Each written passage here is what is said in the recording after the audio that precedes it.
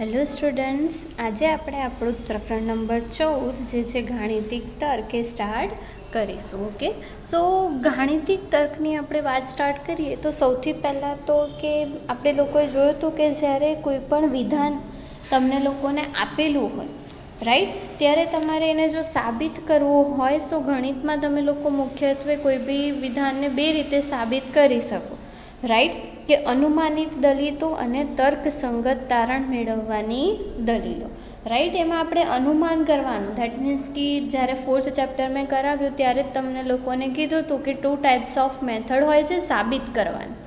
Okay, જેમાં આપણે જોયું હતું કે અનુમાનનું, ધેટ મીન્સ કે ગાણિતિક અનુમાનનો સિદ્ધાંત આપણે જોયો હતો કે અનુમાનિક રીતે તમે લોકો કોઈ પણ વિધાન તમને લોકોને આપેલું હોય તો તમે એને કઈ રીતે સાબિત કરી શકો, રાઈટ. એવી જ રીતે આ ચેપ્ટરમાં તમારે જે જોવાનું છે એમાં શું જોવાનું છે? તર્કસંગત દલીલો, રાઈટ. તર્કની રીતે તમે લોકો કોઈ પણ વિધાન તમને લોકોને આપેલું હોય તો એને તમે કઈ રીતે સાબિત કરી શકો, રાઈટ. બટ સાબિત કરવાની વાત આપણે હમણાં નહીં કરીએ, બટ જસ્ટ તમારે જે બેઝિક કોન્સેપ્ટ સમજવાનો છે એની આપણે વાત કરીશું, જેમાં મેઇન વસ્તુ કે આપણે જે આ વિધાન બોલીએ છીએ, રાઈટ. સો ગાણિતિક ભાષામાં વિધાન એટલે શું, રાઈટ. સો એ વિધાનની બી પ્રોપર ડેફિનેશન છે કે કઈ કન્ડિશનમાં તમે કોઈ પણ જ્યારે વાક્ય બોલો છો તો એને વિધાન કહી શકો, રાઈટ. આપણે બોલવા માટે તો ઘણા બધા વાક્યો જે છે બોલી શકીએ છીએ, પણ ગાણિતિક રીતે વિધાન છે કે નહીં, તમે એનો યુઝ ક્યાં કઈ રીતે કરી શકો,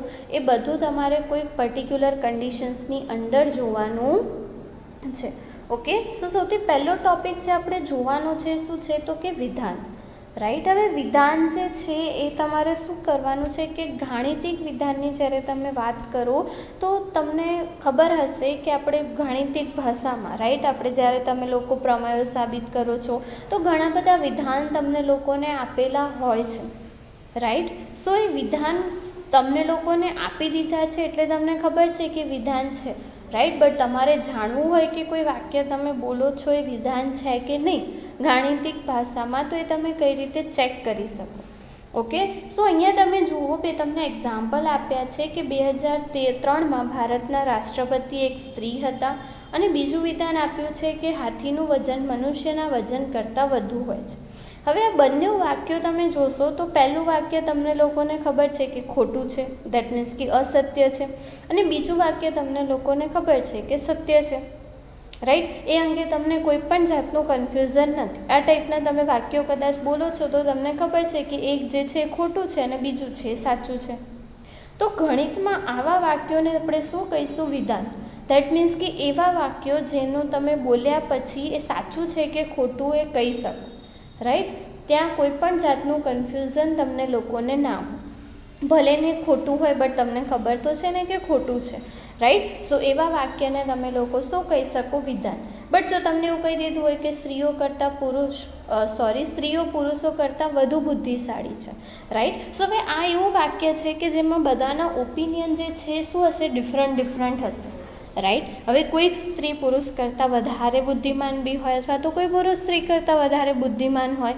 હવે આ જે વાક્ય છે સાચું છે કે ખોટું તમે શ્યોરિટી સાથે ના કહી શકો, રાઈટ. સો આવા ટાઈપના વાક્યો જે આપણે બોલીએ છીએ જ્યાં તમારે કન્ફ્યુઝન થતું હોય આન્સર આપવામાં, કે તમને પ્રોપર આન્સર ના મળે, કે તમે 10 જણને પૂછ્યો હોય એ વાક્ય કીધું હોય, રાઈટ, અને 4 જણ કે આ સાચું છે ને 4 જણ કે આ ખોટું છે, તો એવા વાક્યનો કોઈ જ મતલબ નથી ગણિતની ભાષા, રાઈટ.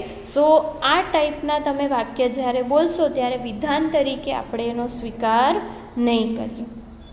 ઓકે, સો તમારે જ્યારે બી વિધાનની વ્યાખ્યા કેવી હોય તો તમે એવું કહી શકો કે આપેલ વાક્ય સત્ય હોય અથવા તો અસત્ય હોય, પરંતુ બંને ના હોય તો એને આપણે શું કહીશું? ગાણિતિક રીતે સ્વીકાર્ય વિધાન.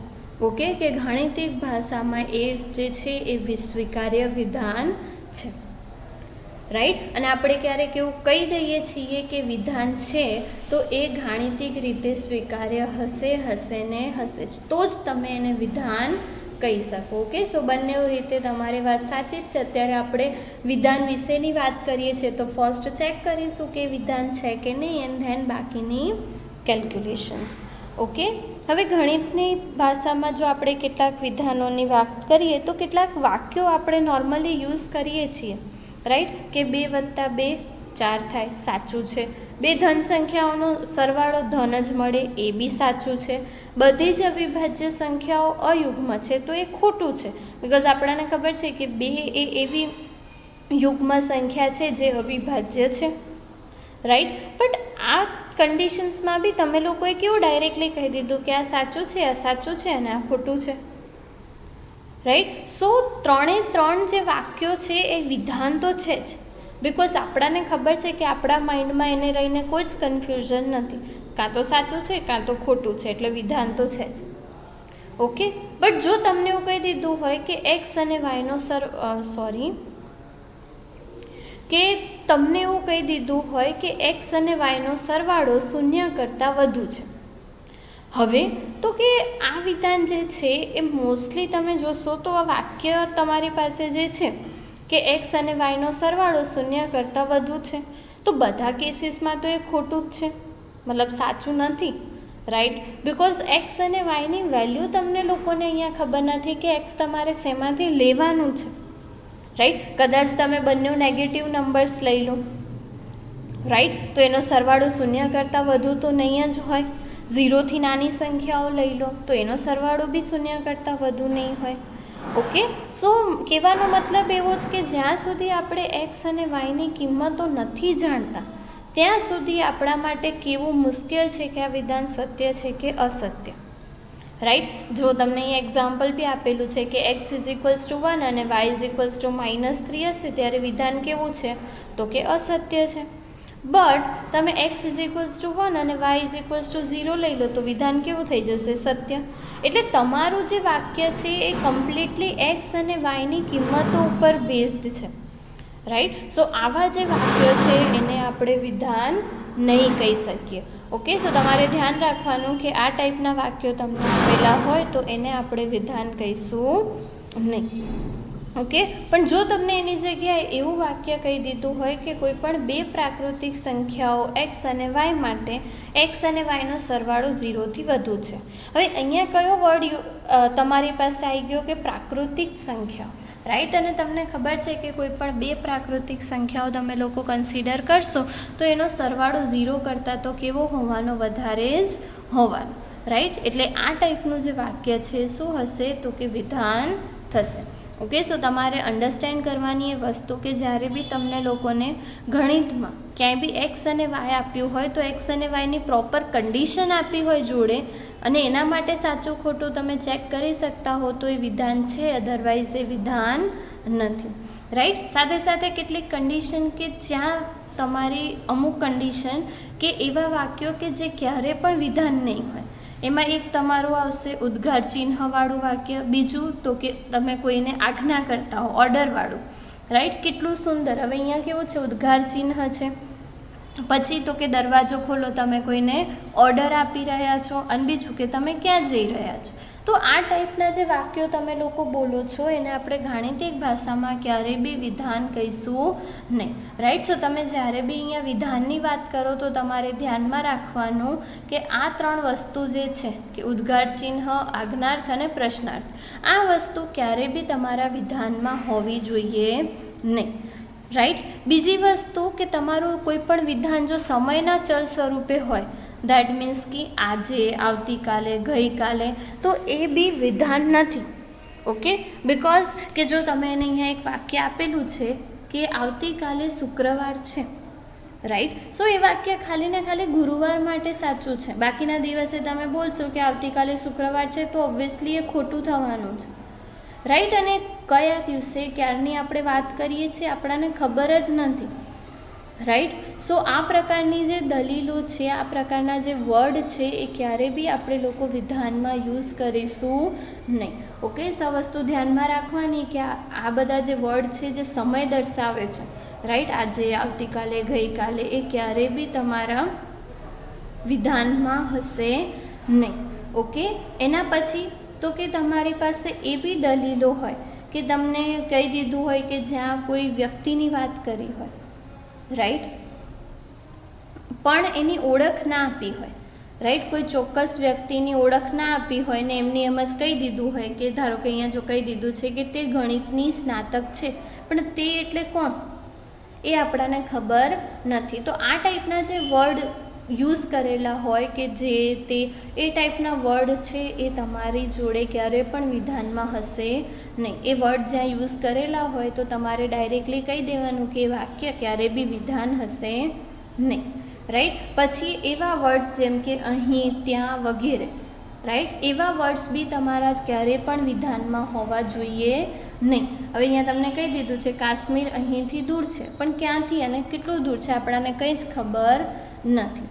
ઓકે. સો આ ટાઈપના વાક્ય તમે જ્યારે બોલો છો, રાઈટ, સો કોઈક ટાઈમે તમે અહીંયાનું મતલબ કે તમે કોઈક બીજી જગ્યાએ હશો, બીજી વાર બોલશો તો કોઈક બીજી જગ્યાએ હશો. સો આ ટાઈપના વિધાનનો કોઈ જ ત્યાં મતલબ નથી. ઓકે. સો આવા વાક્ય જ્યારે બી તમે લોકો બોલો તો તમારે ધ્યાનમાં રાખવાનું કે એ જે વાક્યો છે એ તમારા ક્યારેય બી વિધાન થશે નહીં. ઓકે. બટ સાથે સાથે તમારે એક ધ્યાનમાં રાખવાનું કે અહીંયા તમને કીધું છે કે એક મહિનામાં 40 દિવસો હોય છે, રાઈટ. હવે અહીંયા તમે જોશો તો તમને લોકોને ટાઈમ આપેલો છે, રાઈટ. તો આનો મતલબ શું છે કે ભલે ટાઈમ આપેલો છે, રાઈટ, કે ભલે સમય દર્શાવ્યો છે, બટ તમને લોકોને ખબર છે કે ટોટલ આપણી પાસે 12 મહિનાઓ છે, એક મહિનામાં વધુમાં વધુ 31 દિવસ હોય છે, રાઈટ. આ બધી કન્ડિશન તમને લોકોને ખબર છે. તો તમે એવું કહી શકો કે આ જે વિધાન છે કે એક મહિનામાં 40 દિવસો હોય છે તો એ તો ખોટું જ છે. આપણને ખબર છે કે 31થી વધારે દિવસો તો એક મહિનામાં હોવાના જ નથી. સો આ ટાઈપના વિધાનો જે છે એમાં ભલે સમય છે પણ કોઈ પર્ટિક્યુલર કન્ડિશન છે, બટ આપણને કન્ડિશન ખબર છે કે જેના માટે આપણે એને સાચું ખોટું કહી શકીએ. તો આવા વાક્યો તમે જ્યારે બોલો તો તમે એને વિધાન છે એવું કહી શકો, રાઈટ. સો હંમેશા તમારું આ વાક્ય છે અસત્ય હશે, એટલે કે તમે એવું કહી શકશો કે આ વાક્ય જે છે શું છે, વિધાન છે. ઓકે. સો આવી કન્ડિશન્સ બી તમારે ધ્યાનમાં રાખવાની કે તમે એને ક્યારે વિધાન કહી શકશો અને ક્યારે નહીં. સાથે સાથે કે તમે કોઈ વાક્યને વિધાન કહી દીધું તો પછી એ વિધાનને તમારે દર્શાવવાનું કઈ રીતે, તો કે સ્મોલ લેટર્સથી. દેટ મીન્સ કે સ્મોલ ABC યા સ્મોલ PQR યા સ્મોલ XYZ વોટ એવર, ત્રણેયમાંથી કોઈ પણ એક સ્મોલ મૂળાક્ષરોનો ઉપયોગ કરી, નાના મૂળાક્ષરોનો, અને તમે વિધાનને દર્શાવી શકો. ધારો કે તમને ખબર છે કે આગ હંમેશા ગરમ હોય છે, વિધાન છે, તો એને તમારે દર્શાવવું હોય ગાણિતિક રીતે તો કઈ રીતે દર્શાવી શકો, P લખવાનું સ્મોલ, પછી તો કે 2 ડોટ, અને પછી તમારે આખું વિધાન એઝ ઇટ ઇઝ લખવાનું. જ્યારે બી એક્ઝામમાં લખો તો આ વસ્તુ ધ્યાનમાં રાખજો કે વિધાન દર્શાવો છો તો એને આ જ નોટેશનમાં દર્શાવેલું હોવું જોઈએ. દેટ મીન્સ કે P 2 ડોટ અને પછી આખું વિધાન એઝ ઇટ ઇઝ કે આગ હંમેશા ગરમ હોય છે. કોઈ પણ તમને વાક્ય આ રીતે લખેલું હોય તો તમારે માની લેવાનું કે વિધાન છે. ઓકે. સો આ વસ્તુ તમારે, આટલી વસ્તુ જ્યારે બી તમે કોઈ વિધાનની વાત કરો ત્યારે તમારે ધ્યાનમાં રાખવાની. ઓકે. સાથે સાથે નેક્સ્ટ ટોપિક આપણે જોઈએ તો તમને કીધું છે કે જૂના વિધાનોમાંથી નવા વિધાન. હવે જૂના વિધાનોમાંથી નવા વિધાનો બનાવવાની બહુ બધી મેથડો આપણી પાસે અવેલેબલ છે.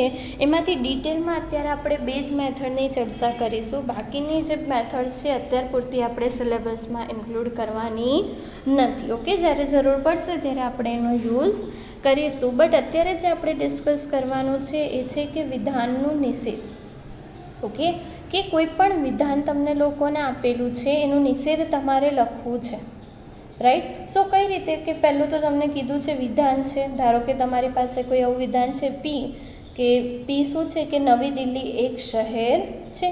તો એ વિધાનનું નિષેધ તમે લોકો કેટલી રીતે લખી શકો, તો 3 રીતે લખી શકો. 3માંથી તમને જે બી લખવી હોય અપ ટુ યુ, બટ તમને જે બી મેથડ કમ્ફર્ટેબલ હોય યુઝ કરીને તમારે વિધાનનું નિષેધ વિધાન લખવાનું છે.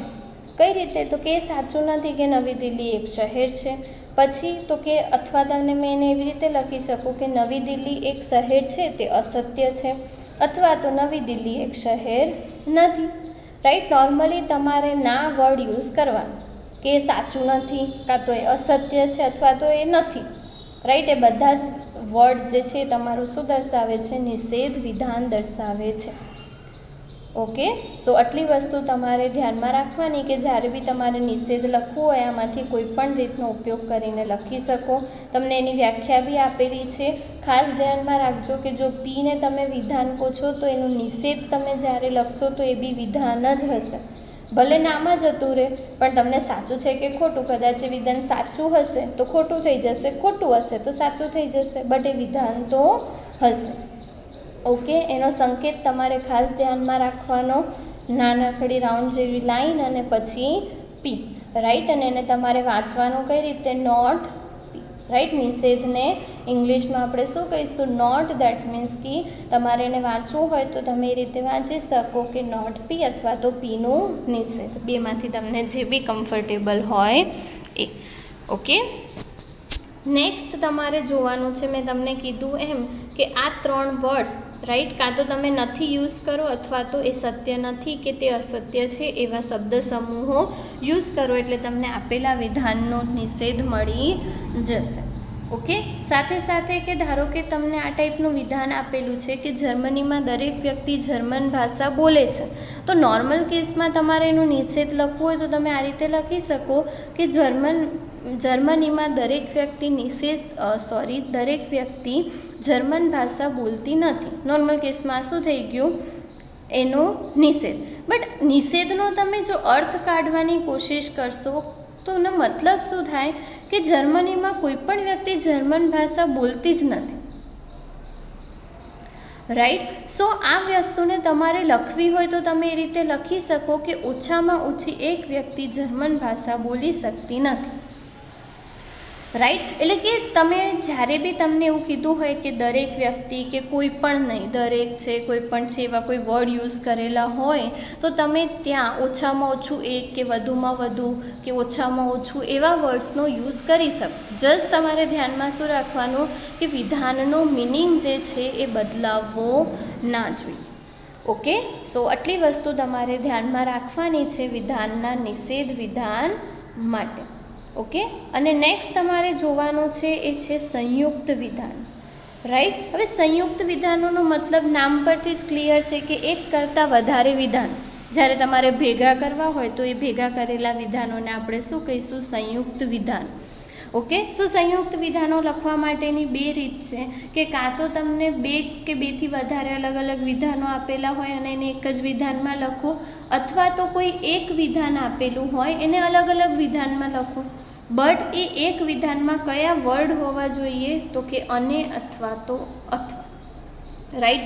અને અથવા આવા ટાઈપના વર્ડથી જો કોઈ વિધાન જોડાયેલું હોય ત્યારે જ તમે એને 2 અલગ અલગ વિધાનમાં વિભાજિત કરીને લખી શકો. અને એ વર્ડ જો યુઝ કરેલા હોય તો જ તમે વિધાનને સંયુક્ત વિધાન કહી શકો, અધરવાઇઝ નહીં. ધારો કે સપોઝ તમને અહીંયા કહી દીધું છે પી, તમે વિધાન જોશો તો શું છે કે વીજ ગોળા અથવા વાયરિંગમાં કંઈક ખોટું છે. હવે અહીંયા શું યુઝ થયું છે? અથવા. હવે આ વર્ડ તમારી પાસે યુઝ કરેલો હોય તો જ તમે એને અલગ અલગ વિધાનોમાં ડિવાઈડ કરી શકો અને તમે એવું કહી શકો કે આ એક સંયુક્ત વિધાન છે અને તમારે એને અલગ અલગ વિધાનમાં લખવું હોય, રાઈટ. સો કઈ રીતે લખાશે? તો કે વીજ ગોળામાં કંઈક ખોટું છે એ તમારું એક વિધાન થશે અને વાયરિંગમાં કંઈક ખોટું છે એ તમારું બીજું વિધાન થશે. ઓકે, સો આ વસ્તુ તમારે ધ્યાનમાં રાખવાની કે જ્યારે બી આ વર્ડ વપરાય અથવા અને આ બેમાંથી કોઈ બી વર્ડ તમારી પાસે યુઝ થયેલો હોય તો તમે એવું કહી શકો કે આપેલું વિધાન જે છે સંયુક્ત વિધાન છે. આથી એક મેથડ કે એક વિધાન આપેલું હોય ને તમે 2 અલગ અલગ વિધાનમાં કન્વર્ટ કરો, એવી જ રીતે એનાથી ઊંધું જે છે ને એ બી સાચું છે, રાઈટ. દેટ મીન્સ કે જો તમને અહીંયા એક્ઝામ્પલ આપેલું છે કે ધારો કે તમને લોકોને કહી દીધું છે કે 7 એ અયુગ્મ સંખ્યા છે, રાઈટ, અને 7 એ વિભાજ્ય સંખ્યા છે. ઓકે, આવા 2 વિધાનો આપેલા છે અને તમારે એને ભેગા કરવા છે તો આપણે કયા વર્ડનો યુઝ કરીશું? અને આપણે એને કઈ રીતે લખીશું કે 7 એ અયુગ્મ અને અવિભાજ્ય સંખ્યા છે.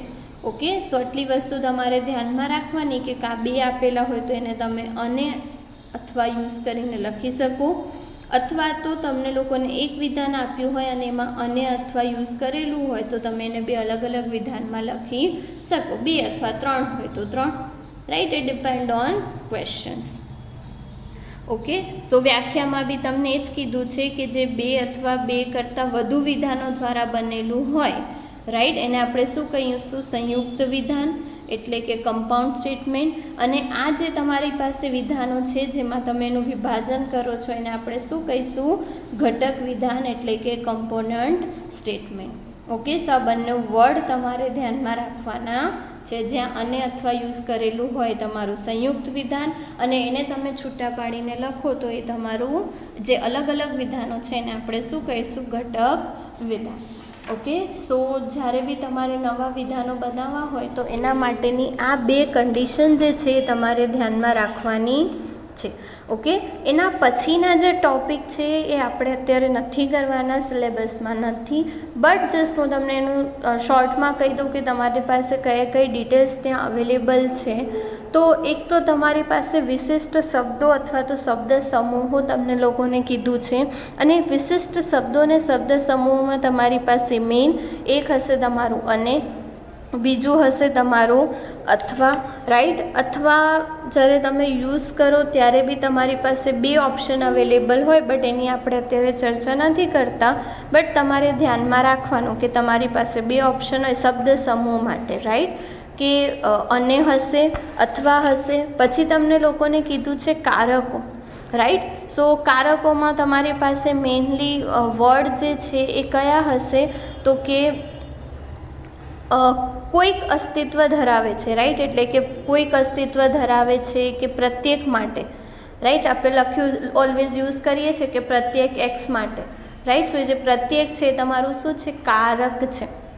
એવી જ રીતે કે કોઈ એક્સ માટે કંઈક આવું અસ્તિત્વ ધરાવે છે તો એ કોઈક અસ્તિત્વ ધરાવે છે તમે એડ કરો તો એ બી તમારું શું થઈ જશે? કારક થઈ જશે.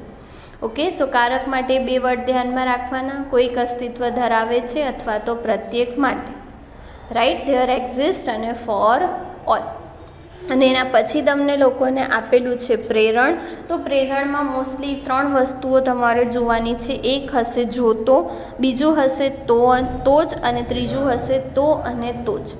ઓકે, સો આ ત્રણ જે વસ્તુ છે ત્યાં તમને આપેલી હોય કે જો આવું થાય તો આવું થાય, અથવા તો ખાલી જગ્યા થયું હોય તો જ આવું થાય, રાઈટ. અને બાકીની કન્ડિશન કે જો આ થયું હોય તો અને તો જ આવું થાય, રાઈટ. આપણે આ વસ્તુ જોઈ ગયા છીએ કે એક હતું ઇફ ધેનવાળા જોતોવાળા વિધાનો તમે લોકો ઓલરેડી ઘણી બધી જગ્યાએ ભણી ગયા છો. સાથે સાથે ઇફવાળા કે જો કંઈક થયું હોય તો એના રિલેટેડ આવી કોઈ ઘટના થાય, રાઈટ, એ તમારું બીજું.